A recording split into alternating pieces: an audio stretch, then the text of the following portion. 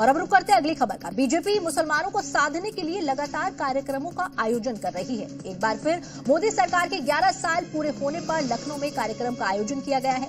अल्पसंख्यकों का पैगाम मोदी के साथ मुसलमान का आयोजन किया गया है। बताया गया कि बीजेपी सरकार मुसलमानों की हितैषी है। अगले साल यूपी में पंचायत चुनाव होने हैं। उसके अगले साल यानी 2027 में विधानसभा का संग्राम है। उससे पहले बीजेपी मुस्लिमों को साधने की कवायद में जुट गई है। लखनऊ में इसके लिए पार्टी ने अल्पसंख्यकों का पैगाम मोदी के साथ मुसलमान कार्यक्रम का आयोजन किया, जिसमें सूबे के अलग अलग जिलों से बड़ी संख्या में मुस्लिम समाज के लोग पहुंचे। लखनऊ के अटल बिहारी वाजपेयी कन्वेंशन सेंटर में मोदी के साथ मुसलमान कार्यक्रम का आयोजन किया गया।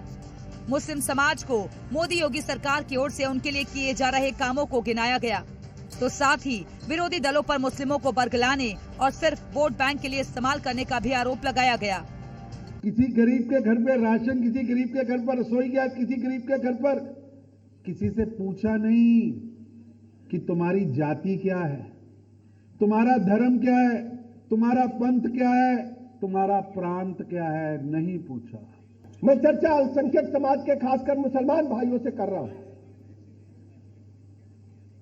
इन दोनों दलों ने हमेशा आपको वोट बैंक समझा, लेकिन आपके बच्चों को तालीम न देकर के उनको जहलियत के रास्ते पर उतारने का काम किया। बीजेपी ने खुद को मुस्लिमों का हितैषी बताया कि कैसे प्रधानमंत्री नरेंद्र मोदी ने 11 साल के शासन में मुस्लिम समाज को विकास के रास्ते पर लाने का काम किया। बीते 11 साल प्रधानमंत्री नरेंद्र मोदी जी ने अपने जीवन का एक एक दिन अल्पसंख्यक समाज के उत्थान और कल्याण के लिए। मोदी जी की सरकार के 11 साल पूरे होने पर सबसे बड़ा अगर किसी को लाभ हुआ तो अल्पसंख्यक समाज को हुआ।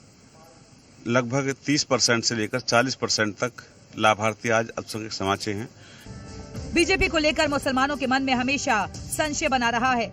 ऐसे में विरोधी पार्टियां उन्हें बीजेपी के नाम पर हमेशा डराती रही हैं। लेकिन अब बीजेपी अलग अलग कार्यक्रमों के जरिए मुस्लिम समाज को साधने में लगी है। जी मीडिया के लिए लखनऊ से विशाल रघुवंशी की रिपोर्ट।